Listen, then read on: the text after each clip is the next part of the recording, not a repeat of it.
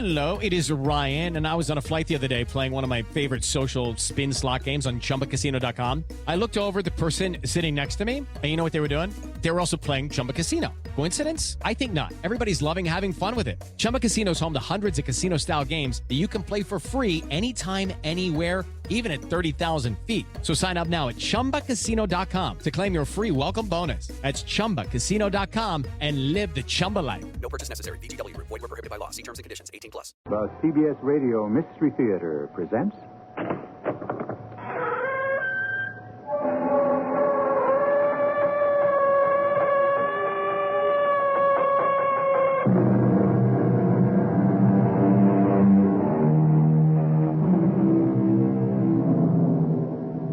Come in. Welcome. I'm E.G. Marshall. What is a fairy tale? Suppose we say it's a beautiful little story that could never happen. For instance, Cinderella. Impossible. Why? Because of suddenly materializing fairy godmothers? No. Because of pumpkins that turn into coaches and vice versa? Definitely not. All of these are perfectly reasonable. What makes the story a fairy tale is the fact that royal princes do not marry kitchen maids in real life. I want you out of this house at once. Oh, please don't. I have no place to go. That's no concern of mine. Get out before I throw you out. I hate you. Your feelings are of no account to me. I wish you a fate worse than death. I'm sure you do. Oh, you're thinking a low, common, ignorant servant girl. What harm can she do? Well, I'll find a way. I swear to you, I'll find a way.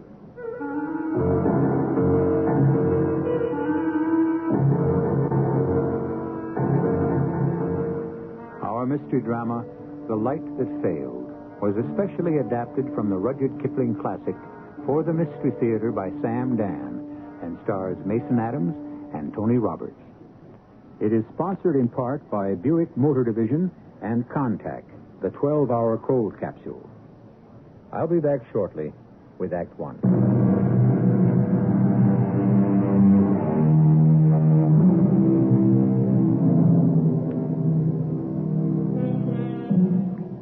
A story is many things to many people. The truth is that stories have lives of their very own. Sometimes the finished work may even baffle the author. Let us consider a work by Rudyard Kipling. If he were alive today, he might say, "What's going on here?" Well, Rudyard, what's going on is what you put in. However, we have taken the same poetic license with your story that you took with life. So, the time is 1882. The place is what used to be called the Anglo-Egyptian Sudan. The narrator is Gilbert Belling Torpenhow, a foreign correspondent for a string of British newspapers. I first met Dick Heldar in what was supposed to be the safety of the interior of a hollow square. You know, that's how the troops line up to repel an attack from all sides. The war correspondents, the doctor, all the folk who were useless during combat found themselves in the middle. But the crazed and fanatic followers of the Mahdi had broken through at several points, and so all of us had to pick up weapons and fight for our lives. I was standing shoulder to shoulder with a young man about my own age, and both of us were hacking away with sabers for dear life. Look out! I got him on your left. I see him. Don't pull your arm back so far. What did you say? Duck! Above my arm. You expose too much of yourself. Thanks. Look out! We'll get out. On your right! On your right!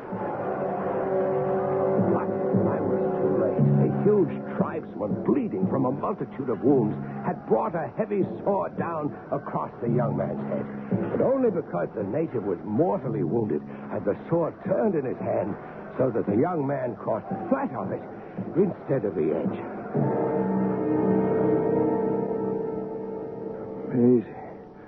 Maisie. Who's that, Maisie? Thank you, Maisie, for the drink and for tying up my head. Oh.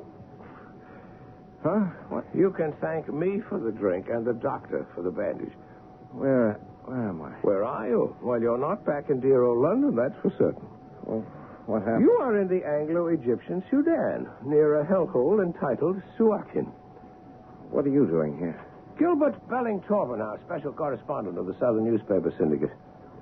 Oh, is it? Well, could they have a war without the likes of me? I suppose so. You suppose so. Without me, your British public wouldn't know what was happening. And what they don't know doesn't exist. Ergo, quod erat demonstratum, or whatever. Without me, the war wouldn't exist. Oh, you're the Gilbert Belling Torpenhouse. Guilty as charged, but you must call me Torp. And what shall I call you? Dick. Dick Helder. Well, you're not a soldier. You're not a correspondent. What are you doing out here? I'm an artist. Well, then, why aren't you back in a studio in London drinking champagne with nude models? I want to paint the war. Oh, I hope my head's going to stay on. I wonder if I can get out. Well, the doctor says you shouldn't try for a while. Oh, there. Oh, it's still there. What? My bag. Look inside. You'll find some sketches. I looked, and I saw, for the first time, I was the first to see the war sketches of Dick Helder. I'm not a critic, far from it. But what I saw, I knew was good. Not just good, but great. The man was a genius. Because this was the war. This was the truth. A star shell bursting above the camp. A slave now being captured by a British gunboat. A single soldier lying dead in the moonlight with his throat cut. Dozens, scores of sketches, drawings, watercolors, sanguines. It was the war and the men who made it. At rest, at work, drinking, fighting, killing, and being killed. Yes, this was the war. I would write 1,000 words to describe imperfectly what he could delineate with a single stroke of a pen or a brush. Well, what do you think? I've seen worse. Do you have any money? No, not too much. My syndicate may be interested in taking on a war artist. Would they? I don't suppose you care much what you get. Well, money is really very unimportant. Well, fine, because they'll pay practically nothing. They'll take advantage of you. What I want is my first chance. Well, I'll see what I can do. As soon as I could, I wired the syndicate. I've got a man here, great artist. And they replied, with their usual open-hearted generosity, we'll take him on trial, expenses only, send all his sketches. I knew I'd get my chance. Sorry it's a little money. Oh, if I come through this business alive, they'll sweat for it. They'll all sweat for it. All? Everybody. What's everybody got to do with it? I've worked for nothing all my life. Your life has only begun. Sometimes I feel as though I've lived forever. Since the beginning of time, I feel that old. You don't look it. As I'll show them, everybody. And I must have lots of money. Why? Well, because it's no good without it. Money. That's what counts. And what about art? You worry about art, and I'll worry about money. And between us, we'll carry on to victory. I owe you a favor. The assignment from my syndicate? It may turn out to be a terrible disservice. Oh, no. Look, let's not talk about favors. In all that cutting and hacking during the last attack, we saved each other more times than we can count. What? Where are you going? To the telegraph office. And what for? I shan't tell you. You'd object. To what? To what I intend to do. You're a man of scruples. And you're not? I am an artist. Which means what? I do what has to be done. You have a bottle of whiskey your uncle sent you from London. The doctor says it's too soon after your cloud across the head for you to think of whiskey. It isn't for me. It's for someone else. I don't ask for who, because I shall not tell you. Well, then you can't have the bottle. I won't aid or abet you in committing what I know is going to be a sin. It will be something sinful, won't it? Well, you would consider it sinful, I suppose. But you could prevent me from committing another sin, that of robbery, because if you don't give me the whiskey, I shall steal it from your kit. Oh, no, you won't, because I intend to guard it day and night. Oh, you're no match for me, Torp. You see, I was raised in a foster home by a Mrs. Jennett. Jennett? Isn't a Jennett a kind of a donkey? Yes. She had the mind and the morals of a female donkey, too. And when she hit you, you felt as if you were kicked by one. She was very economical. So Maisie and Maisie, I've heard that name before. Another little foster girl. We helped each other survive by stealing food under Mrs. Jennett's nose. And what happened to Maisie? I could probably steal that bottle of whiskey from your kit while you're looking at me. All right, take it. I'm doing this for you. I shudder to think of it. A rather odd one, that Dick Helder. But he was a genius. And that sort has to be human. And Maisie. Who was Maisie? Hers was the name that he kept repeating while he was delirious. Well, I'd get that out of him eventually. But now for the present problem. Why did he want to bring a bottle of whiskey to the telegraph office? I decided to see for myself. Hello, Torp. Just in time. He's out cold. Why did you want to get the telegraph operator drunk? So I could get these What's that? papers. Trelawney's dispatches. The exclusive interview with Lord Kitchener. We're in luck. Our friend on the floor hasn't sent him yet. Read him. That's not really ethical. Oh, it's not ethical, or it's not really ethical. Well, they belong to Trelawney. Or what right has Trelawney to an exclusive interview with the Commander-in-Chief? What right has Trelawney to be here in the first place? Why, the man can hardly write his name. But still, It's only because Trelawney Sr. is a high muck-a-muck in the War Office. Influence. I can't steal it and say Kitchener gave me the interview. No, but you can read it, you can make sense of it, you can extract the facts from it, and you can send it out as your impressions of the progress of the war. Oh, now, Dick. And Kitchener will say, who is this Torpenhow with his fantastic insight into my very own brain? You tempt me. If Trelawney were actually a war correspondent, if he deserved to be considered a writer. Besides, all's fair in love and war. I confess I didn't need too much more convincing. I thoroughly despised Malcolm Trelawney. I must say the article that appeared under my byline the following week was the making of me as a correspondent. Till this point, I was young and promising. Now, I had arrived. I was mature, a great practitioner of my art, and, heaven forgive me, I ate it up. But this isn't my story, it's Dick Heldar's. So, the war ended. We were all sent home. Dick had also achieved fame. His war sketches had caught the public fancy. We took rooms together in Mayfair. I shall have my share of the rent before the week's out. Wish you wouldn't worry about it. You have a reputation. You can sell anything you do from here on. You'll make a fortune. I already have a fortune. You do? All those sketches. Close to 150. They're mine. I can sell them immediately. Well, Dick. Now, Dick, what? I already can count on 15,000 pounds. What do you think 15,000 is too optimistic? No, it may even be on the low side. Oh, well, then what are you talking about? It's probably some acquaintance or other stopping in for a drink. Yes, sir. You do live on a high floor. 7 stories high, but 7 is a lucky number. My stars, I must say so. Have I the honor of addressing Mr. Dick Helder? Well, the honor is dubious. Enter. My name is Hubertus Valdemar. I am the head of the Southern Newspaper Syndicate. Oh, a man I most devoutly wish to see. Have a chair, Mr. Valdemar. Valdemar, V-A-L... Yes, that's what I said, Valdemar. This is Mr. Torpenhow. Ah, yes. I also admire Mr. Torpenhow. I am here, Mr. Helder, to discuss our future business relationships. Well, any future relationship must necessarily be more expensive than the past. Oh, you'll find us most generous. I hope so. I haven't up until now.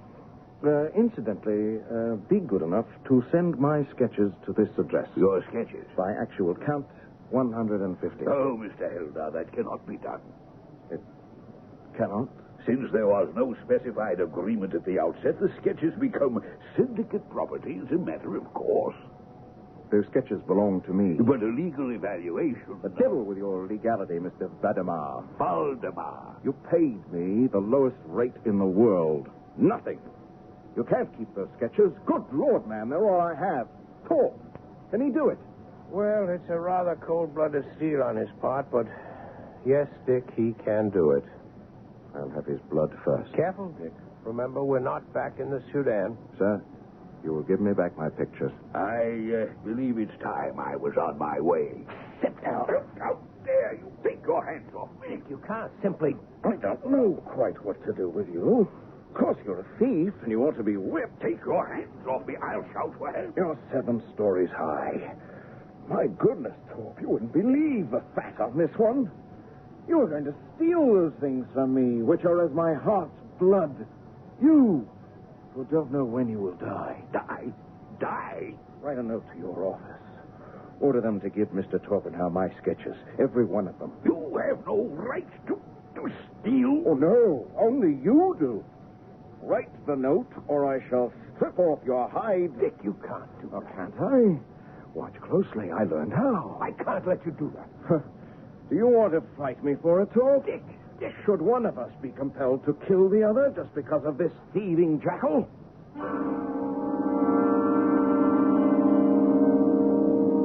Who knows?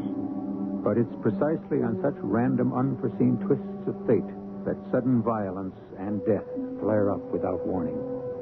We're accustomed to considering the artist as a creator, but in Dick Heldar, do we see the artist as the killer? Both Dick and Torp are young men who have been subject to the searing acids of deadly hand-to-hand combat. What does this do to the soul? I'll continue with Act 2 shortly.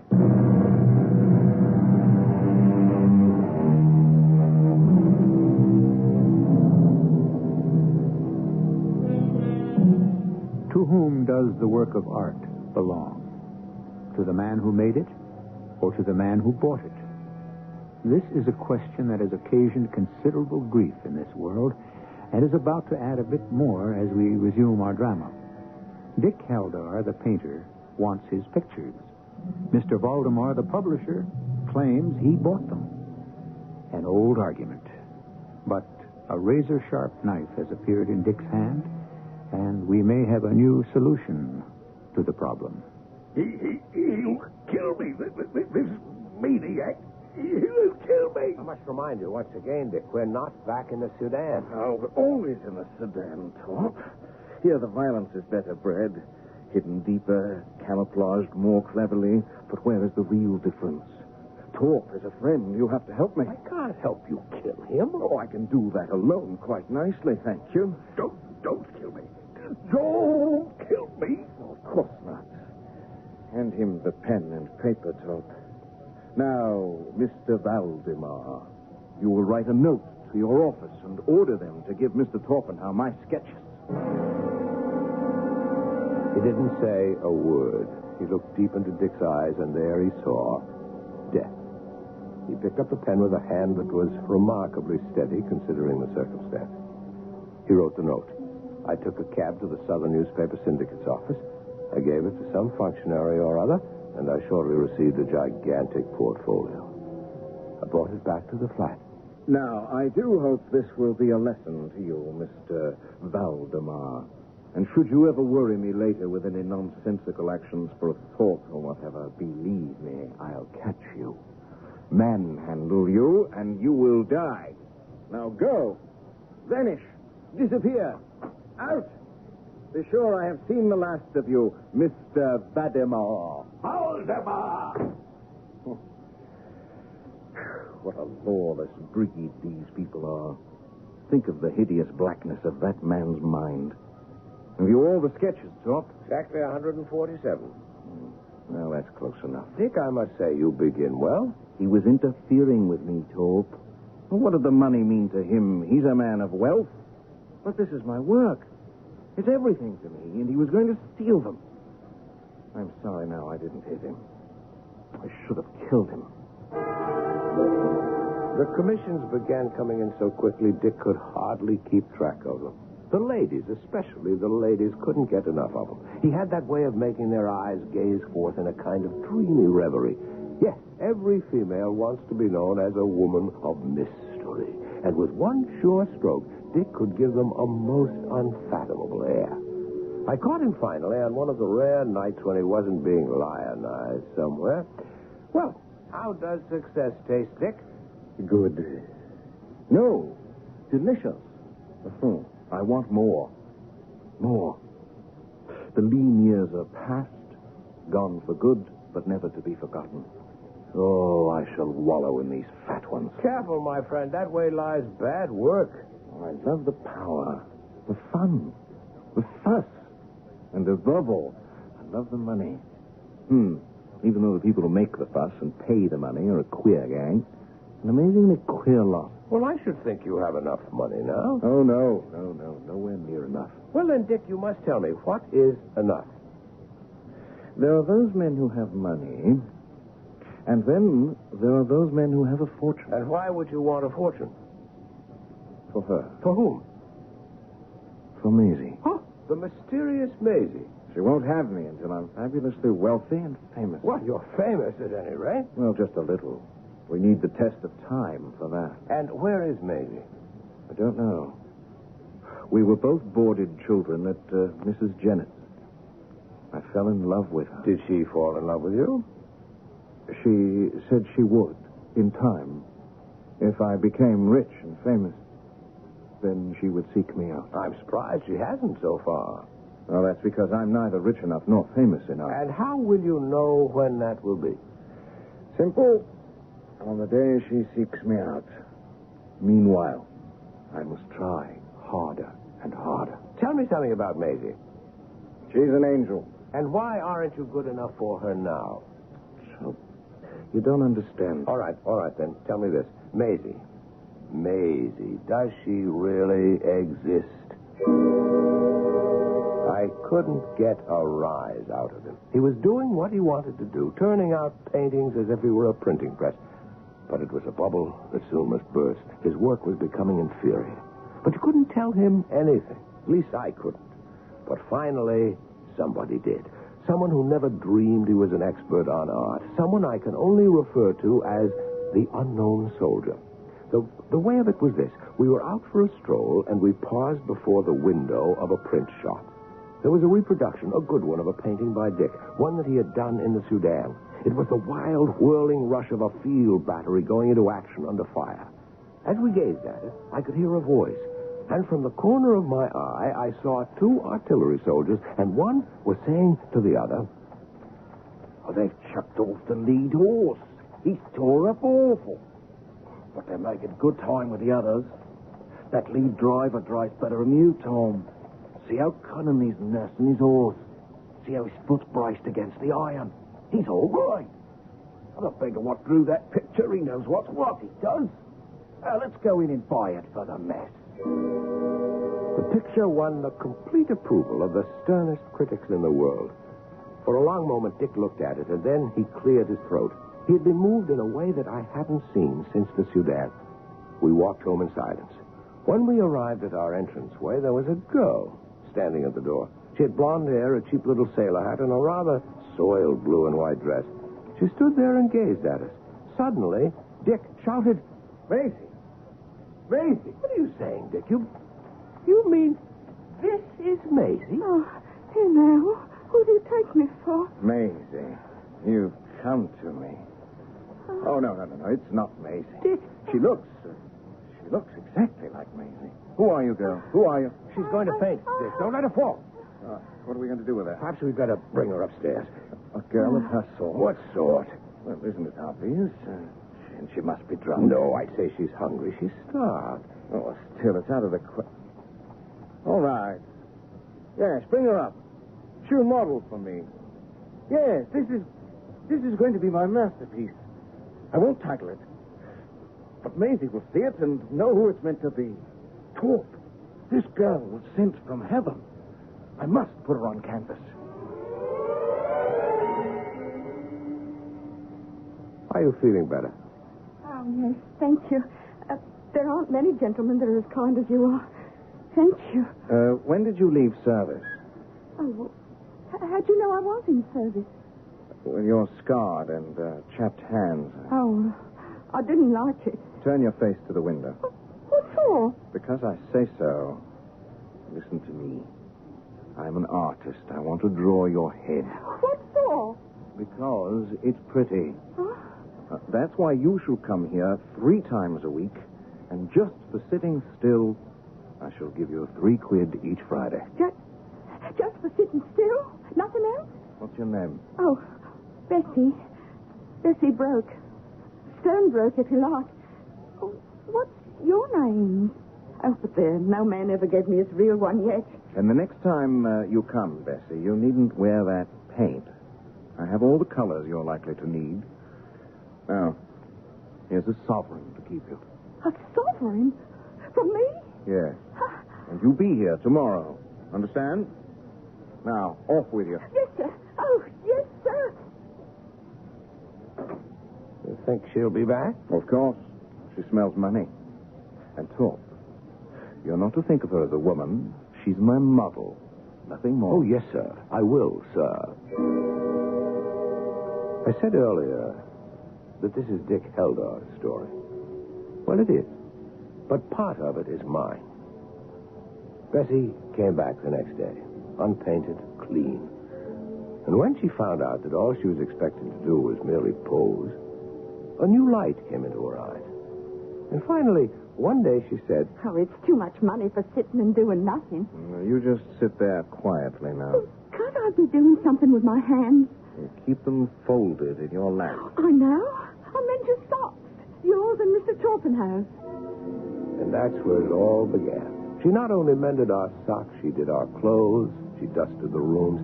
Indeed, she hated to go home. She kept finding things to do. Dick treated her like dirt. That is, he never noticed her, except as a model. But I couldn't help noticing how attractive she really was. How tender, how sympathetic. Dick would finish painting and go for a walk, but I would be in my room, writing. She would knock timidly and come in, ask me questions. So wanted to improve herself. And something was happening. Happening to me. She was only a girl from the slums, no breeding, no education. Yet I couldn't help thinking that no other girl had ever really moved me. She sensed it. One day we were alone in the house. She brought me my socks, and as she handed them to me, and her fingers brushed against mine, before I knew it, she was in my arms. We were holding each other tightly, and we kissed. Oh. Bessie. Oh, sir. Sir, it isn't right for me to let you, but I can't help it.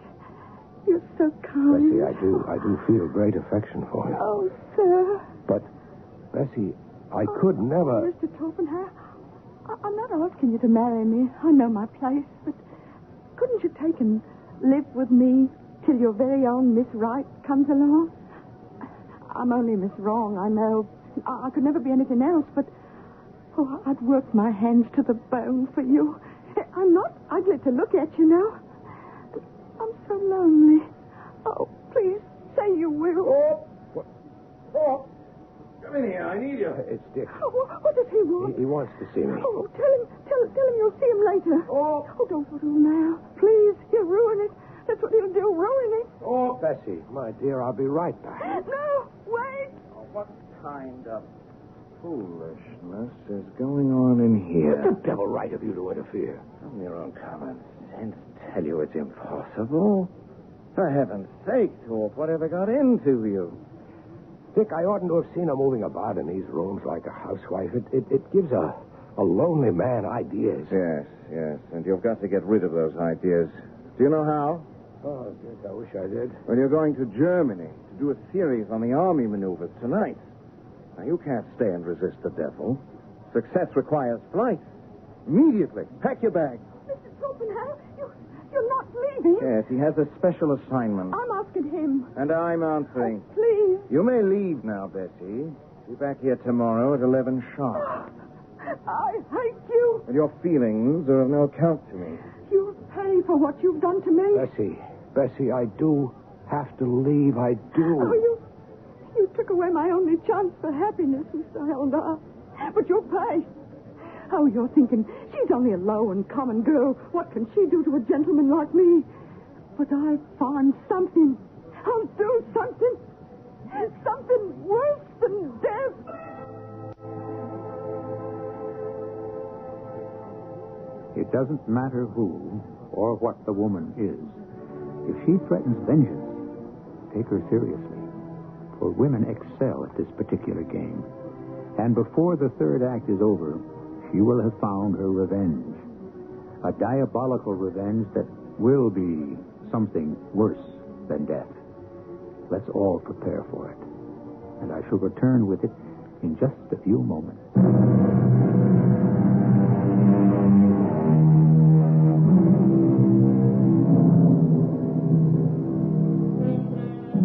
A fate worse than death. What could be a fate worse than death? That would depend on who you are. Before we speculate further, let us remember that the threat has been made by a very insignificant low-class servant girl. And while these distinctions may be blurred or even non-existent in our democratic society, our story takes place in Victorian England. And here is our storyteller, once again, Gilbert Torpenhow. Well, of course it was madness on my part. Complete madness, a sudden seizure. How could I possibly marry a girl like Bessie? After a few days, I returned home. I didn't know what to expect. But there was Bessie posing as if nothing had happened. And there was Dick painting as usual. Dick, it's magnificent. Quiet. I have to catch this little But shadow. I can't be quiet. I can't. This is Bessie. Oh, no. No, it's Maisie. It's Maisie. You haven't painted like this since the Sudan. You didn't paint like this even in the Sudan. This is a masterpiece. Oh, confound you, Torp. You've broken my concentration. Oh, Bessie. Hello, Bessie. Be here 11 sharp tomorrow, you hear? Doesn't say much, does she? No. And it's a blessed relief. Oh, how she must hate us both. Doesn't matter. So, you like it? Oh, this picture will make you.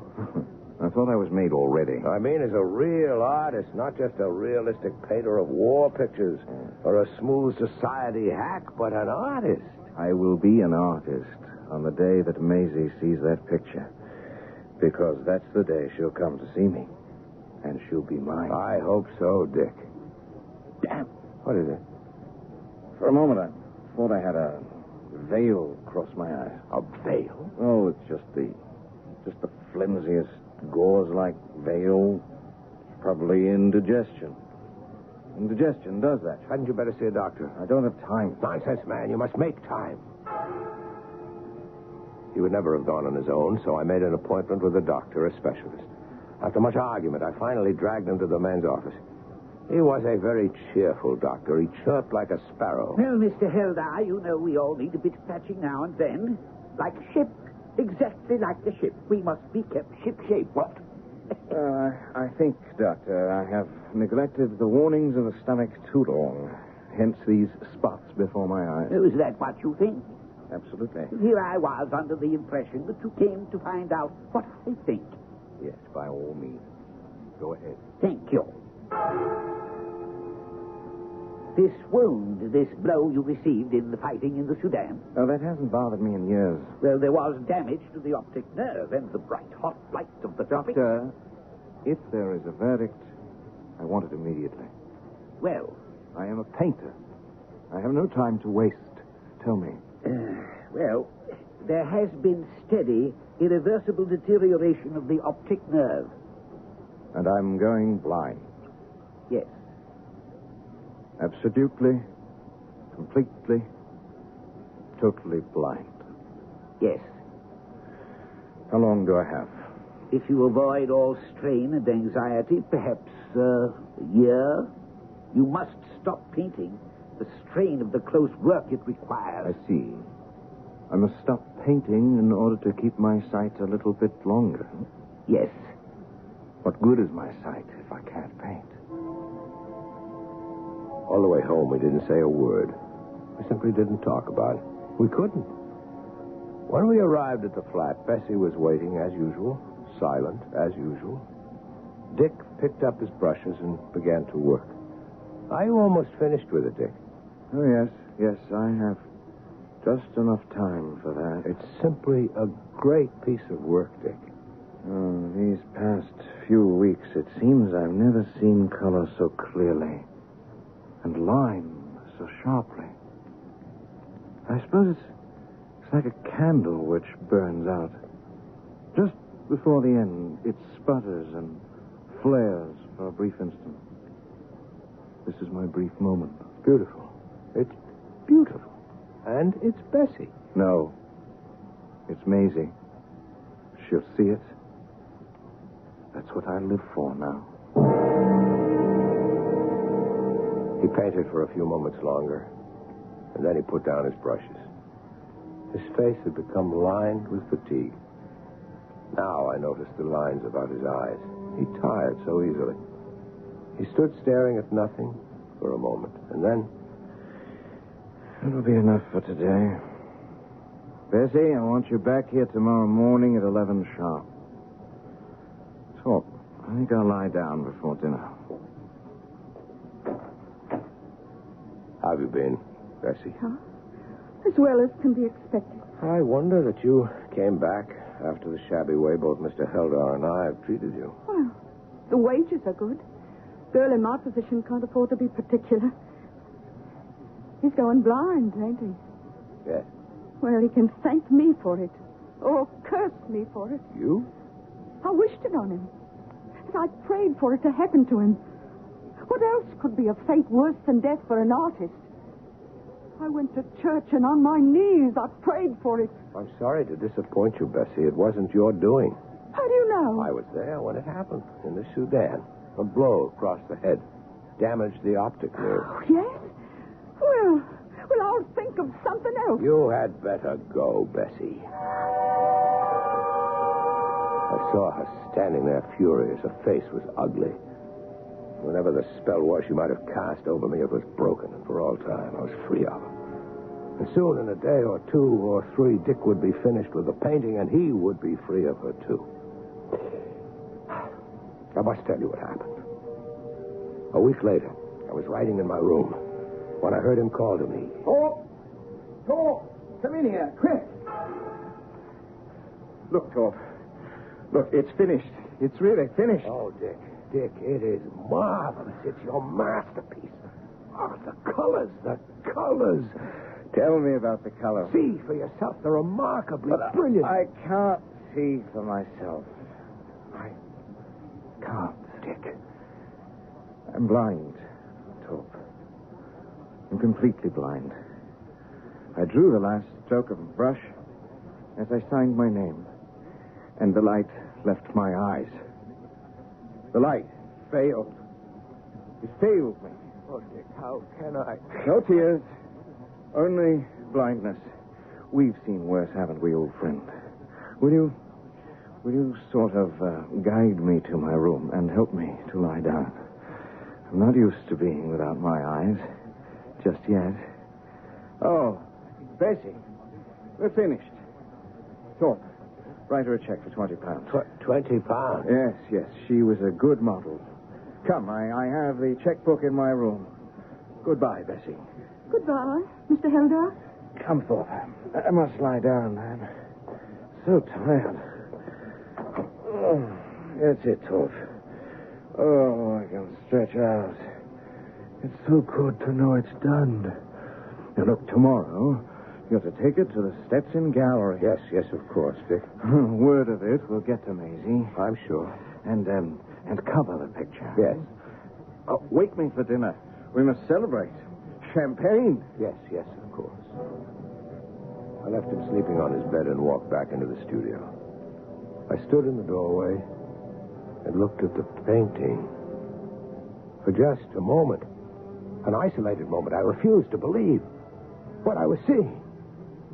She was standing there with a bottle of turpentine in one hand and a palette knife in the other. She was throwing the turpentine onto the picture and scraping away with the knife. And then, like one awake suddenly from a trance, I ran to her. But it was too late. Even as I grabbed her hands and knocked away the bottle and the knife, I could see the painting was formless, scarred, a muddle of crazy colors. I was ready to kill her. You raise a hand to me, and I'll scream. Scream away, you slut! I'll scream what I've done to his precious picture. He'd like that, wouldn't he? Why, you... He was never found out, right? Never. How could you do Why that? not? I said I wished him a fate worse than death. Well, maybe he don't know it, but he's got it. He's got it. And what have you got, you poor demented creature? Oh, you called What'll him. become of you now? You'll go back to the gutter. He said you was to give me 20 pounds. Yes, I will. And when that's done, I'll find another gentleman. will you? I'll still have my looks. Do you? Look. Look at yourself in the mirror. Go ahead. Look. Oh, no. What happened? What happened to me? What happened to the picture? A twisted, ugly mask. Who'd want you now for anything at all? You'll die in the gutter. Oh, no. I didn't mean to. I was so... Please. Dick, look out. You'll stumble over that chair. Here, let me hold your arm. It's Maisie. She's here, isn't she? Maisie, you've come. I know it. As soon as the picture was finished, you'd come. You couldn't keep away. Dick, let me help you sit down. Maisie. Oh, where's Maisie? I've just heard a voice in here.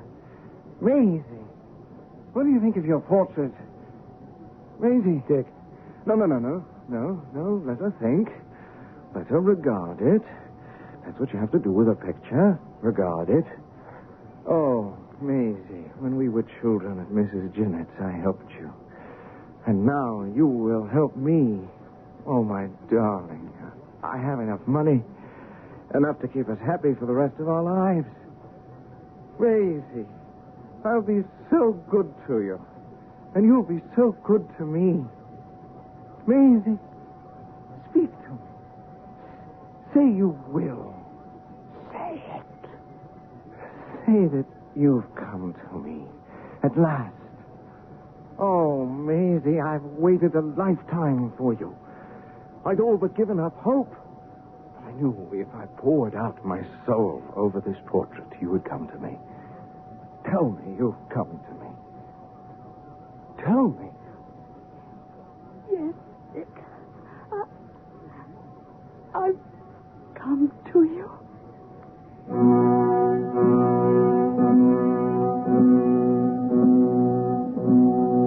Taking everything into consideration, would you say we've had a happy ending?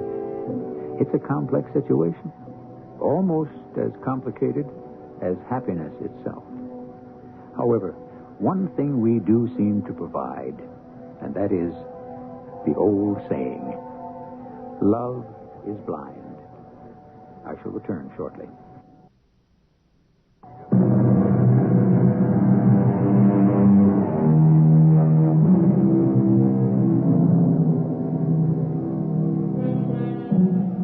We said this would be a fairy tale, and it is. The handsome prince, and Dick was certainly handsome, and a prince of painting, at any rate. He did marry the little servant girl. At least I think they married. Living together, unblessed by clergy, was in those days a scandal. I don't know how things worked out. After all, you have imagination, too. Our cast included Tony Roberts, Mason Adams, Bryna Rayburn, and Jackson Beck. The entire production was under the direction of Hyman Brown. And now, a preview of our next tale. You see those bright green spots scattered thickly over it? Ah, yes. Yes, they seem more fertile than the rest. Well, you might say that, yes. But in reality, that's the great Grimpen Mire. One false step for man or beast, and you die slowly and agonizingly in the quicksand. An awful place, Doctor.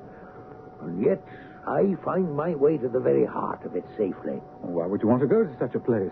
That's where the rarest plants and butterflies are. And I have the wit to reach them. Good Lord, what was that?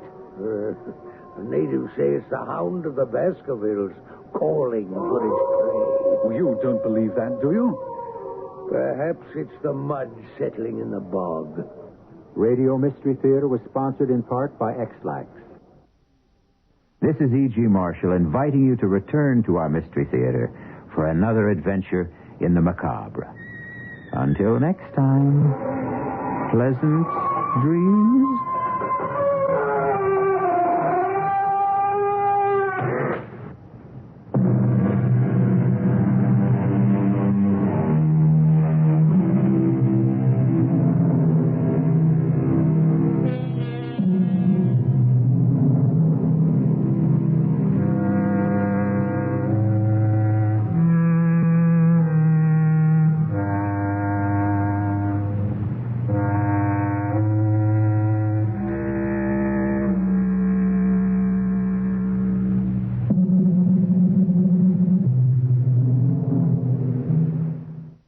Hello, it is Ryan, and I was on a flight the other day playing one of my favorite social spin slot games on ChumbaCasino.com. I looked over at the person sitting next to me, and you know what they were doing? They were also playing Chumba Casino. Coincidence? I think not. Everybody's loving having fun with it. Chumba Casino is home to hundreds of casino-style games that you can play for free anytime, anywhere, even at 30,000 feet. So sign up now at ChumbaCasino.com to claim your free welcome bonus. That's ChumbaCasino.com and live the Chumba life. No purchase necessary. VGW Group. Void where prohibited by law. See terms and conditions. 18+.